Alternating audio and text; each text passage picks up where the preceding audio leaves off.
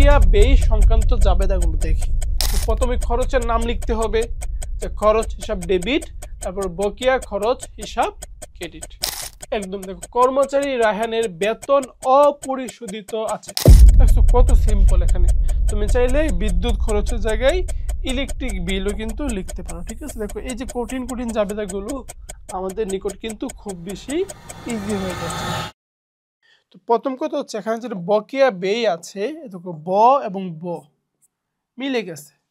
তার মানে বকেয়া যে ব্যয়, বকেয়া ব্যয়টা মিলে গেলে কি বলতো, মিলে গেলে হচ্ছে দায়। কি বলতো, দায়। চলো আমরা একদম মেইন জাবেদে চলে যাই।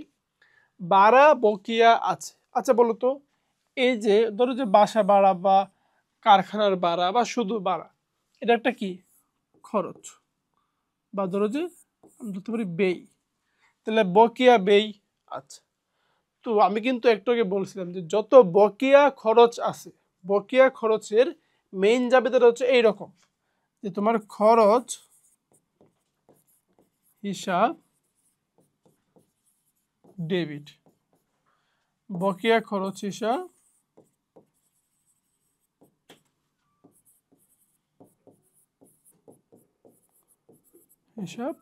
ক্রেডিট। এটা হচ্ছে তোমার যত বকেয়া খরচ আছে, ওই বকেয়া ব্যয় বা বকেয়া খরচের একটা জাবেদার স্ট্রাকচার। যে প্রথমে খরচের নাম লিখতে হবে, যে খরচ হিসাব ডেবিট, তারপর বকেয়া খরচ হিসাব ক্রেডিট। ক্লিয়ার? এখন হচ্ছে জাবেদাটা এইরকম কেন হইলো, এটা লজিকটা কি খেয়াল করো। আমি তোমাদেরকে যে বিষয়টা বলতেছিলাম, যে একটা খরচ যদি এটা বকেয়া থাকে, হ্যাঁ ধরো যে আমি আসলে বেতন দেই নাই, বেতনটা বকেয়া আছে, কিন্তু আমার বেতনটা কিন্তু খরচ হয়ে গেছে। খরচটা কিন্তু টাকার সাথে, মানে টাকা আদান প্রদানের সাথে কিন্তু খরচটা সম্পর্ক না, ঠিক না? ধরো যে আমার বাসা ভাড়া মাস শেষ হয়েছে, মানে কি বাসা ভাড়ার খরচটা ওই মাসের মধ্যে ইনক্লুড করে দিতে হবে, ঠিক না? তো সেম ধরো যে আমার কর্মচারীর বেতন, এটা আমার খরচ, আমি যদি এটা নাও দেই নগদে, এটা কিন্তু আমার খরচ হিসেবেই লিখতে হবে, ঠিক না? তো সেম ক্ষেত্রে যেহেতু আমার খরচ বৃদ্ধি পেয়ে যাচ্ছে, তো খরচ বৃদ্ধি পেলে কি হবে, খরচ হিসাব ডেবিট, খরচ বাড়লে ডেবিট হই। কিন্তু ওই খরচটা কি আছে বলতো, বকেয়া আছে। তাহলে বকেয়া খরচ বা বকেয়া ব্যয়, আমরা কিন্তু দেখছিলাম যে বকেয়া, যে বকেয়া ব্যয় এটা কি দায় না? তো তুমি যখন আসলে খরচটা পরিশোধ করবে না, খরচটা বকেয়া থাকবে, মানে পরিশোধ করো নাই, তখন এই বকেয়া খরচ বা বকেয়া ব্যয় এটা কি হয়ে যাবে, দায়। আর দায় বৃদ্ধি পেলে কি হয়, দায় বৃদ্ধি পেলে ক্রেডিট হয়। তো এটা হচ্ছে লজিক। এবার দেখো আমরা যদি যাবে করি ভাড়া বকেয়া আছে, তাহলে খরচ হিসাব ডেবিট, লিখবো কি আমরা ভাড়া হিসাব, ভাড়া হিসাব ডেবিট। আর লিখবো বকেয়া, যে বকেয়া খরচের জায়গায় কি লিখবো, খরচের জায়গায় খরচের নাম লিখবো। তাহলে বকেয়া ভাড়া, এখানে খরচের নাম কি ভাড়া, তাহলে বকেয়া ভাড়া হিসাব ক্রেডিট। একদম ইজি। এবার তুমি দেখো এটা মজুরি বকেয়া আছে, তো সেম, এই যে খরচ হিসাব ডেবিট মানে মজুরি হিসাব ডেবিট, মজুরি হিসাব ডেবিট। আর বকেয়া মজুরি হবে, তাহলে বকেয়া খরচের জায়গায় বকেয়া মজুরি হিসাব ক্রেডিট। ওকে, একদম দেখো, কর্মচারী রায়হানের বেতন অপরিশোধিত আছে। অপরিশোধিত মানে হচ্ছে পরিশোধ এখনো করা হয় নাই, তার মানে কি বকেয়া আছে, তার মানে হচ্ছে বেতন বকেয়া আছে। তাহলে প্রথম খরচের নাম লিখতে হবে বেতন, যে বেতন হিসাব ডেবিট। আচ্ছা, আর বকেয়া, ওই খরচের নাম লিখতে হবে বকেয়া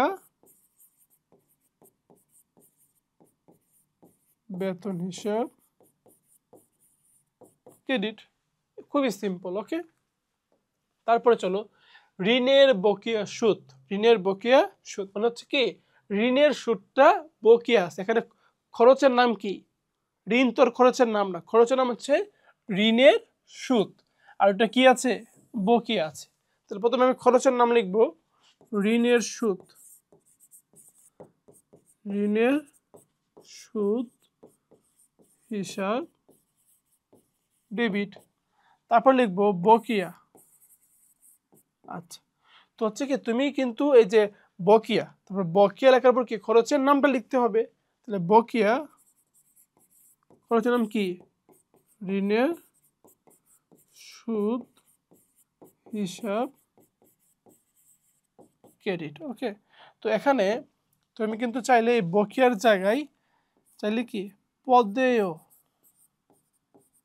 এইটাও লিখতে পারো, কোনো সমস্যা হবে না। ওকে, বকেয়া আর আর এক্ষেত্রে পদেও একই কথা, মানে কোন ক্ষেত্রে, বকেয়া খরচের ক্ষেত্রে বা বকেয়া ব্যয়ের ক্ষেত্রে। ওকে, সেম জিনিস। এবার দেখো ইলেকট্রিক বিল পাওয়া গেল। তো যে কথাটা আমি তোমাকে বলছিলাম, তুমি যদি ইলেকট্রিক ধরো তোমার একটা বাসা বা একটা কারখানা আছে, সেখানে ইলেকট্রিক বিল সরকারি কোম্পানি থেকে তোমার নিকট আসলো, এর মানে কি তুমি ইলেকট্রিক বিলটা পাইলা, ওটা খরচ হিসেবে লেখা হয়েছে, কিন্তু ওই খরচটা কিন্তু এখনো পরিশোধ করা নাই।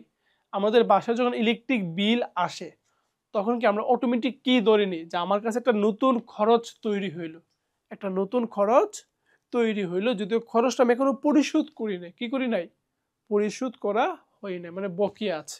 তাহলে ইলেকট্রিক বিল আসলো মানে হচ্ছে কি ইলেকট্রিক বিলটা বকেয়া আছে, বিদ্যুৎ খরচটা বকেয়া আছে। তাহলে ইলেকট্রিক বিল লিখতে পারো ইংরেজিতে, অথবা বাংলা লিখতে পারো বিদ্যুৎ খরচ। তাহলে এই খরচের নাম কি, অ্যাকাউন্টিং এ বিদ্যুৎ খরচ। তো খরচের নাম লিখো বিদ্যুৎ খরচ হিসাব